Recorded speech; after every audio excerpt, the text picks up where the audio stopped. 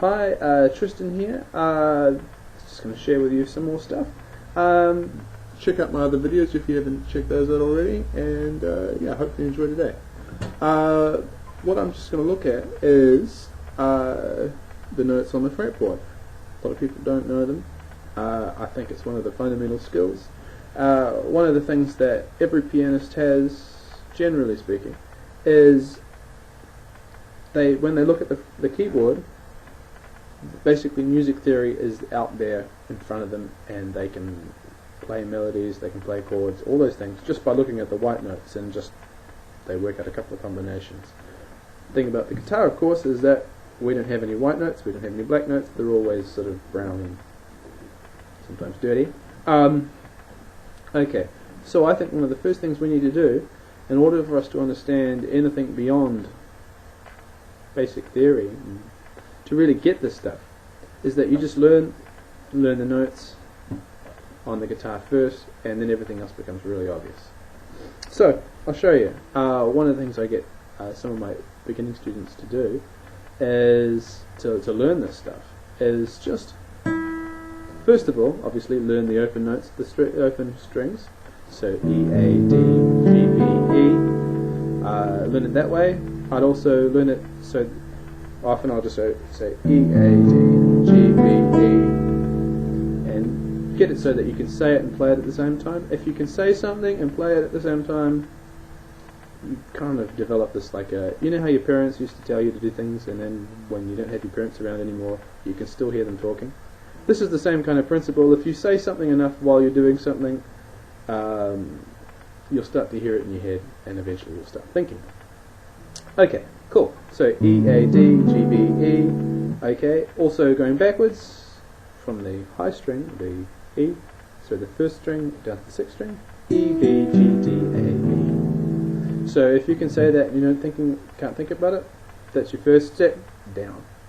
Okay, so you've basically learned these 6 different strings. They're kind of like 6 different pianos, or keyboards in a way, going up, and they're just starting on different notes. So all you have to do after that point is, if you bear this little rules in mind, is that all notes are 2 frets apart. Okay. So when I said except E and F and B and C. So and they're 1 fret apart. So when we play E to F, so this is the high E string, right? F is first fret. However, F to G is F to G onto the 3rd fret, right? So all notes, so this rule is all notes other than E and F and B and C have a note between them, a sharp or a flat. So the practice which I would do to really get this inside your head is to say and play. So E, F, G, A, B, C, D, E, F, G, A, B. Okay? And then say B, A, G, F, E, D, C, B, A, G, F, E. So as we're going up, E to F, semitone, F to G, whole tone, G to A, whole tone, A to B, whole tone, B to C, however, is a semitone, B to C, C to D, D to E, E to F, F to G, G to A to B, and if you want to go for C, if you've got a classical.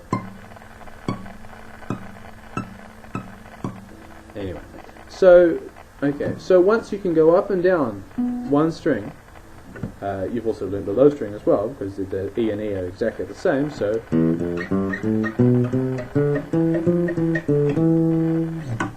okay, so you've kind of got 2/6 of the guitar out of the way, or a third. Okay, so then we just have to work on the other 4 strings. Cool thing about that, however, is that it's exactly the same process. You're just starting in a slightly different place.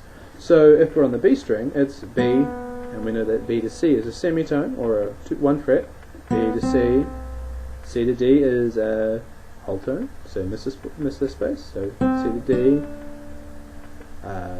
D to E is another tone, so this one. E to F though, remember, E to F and B to C, semitone. Okay, F to G, G to A, it's another whole tone, right? A to B, whole tone. B to C, semitone. C to D is a whole tone. D to E, E to F, back to that semitone, right? Okay. So to be able to go up and down that is cool, and being able to say it.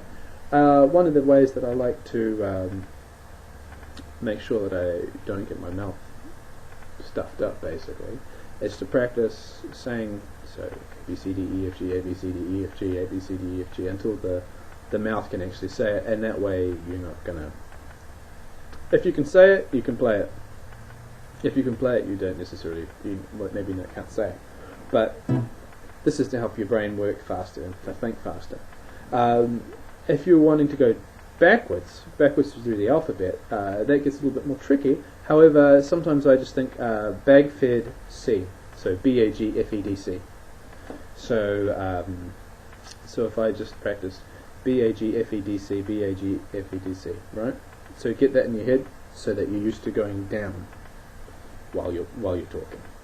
Because if you're thinking about counting through the alphabet backwards or reciting the alphabet backwards, it's not going to work if you're having to think about it too much. Okay, cool.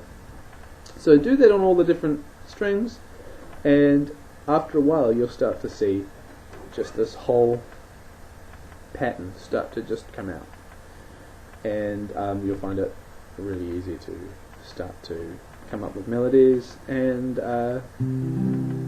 work out other melodies that you know. Good start for doing that is, if you've played piano in the past, try to apply some of those piano melody stuff, or just work out nursery rhymes, because they're always a good way to that kind of thing. And then somewhere else.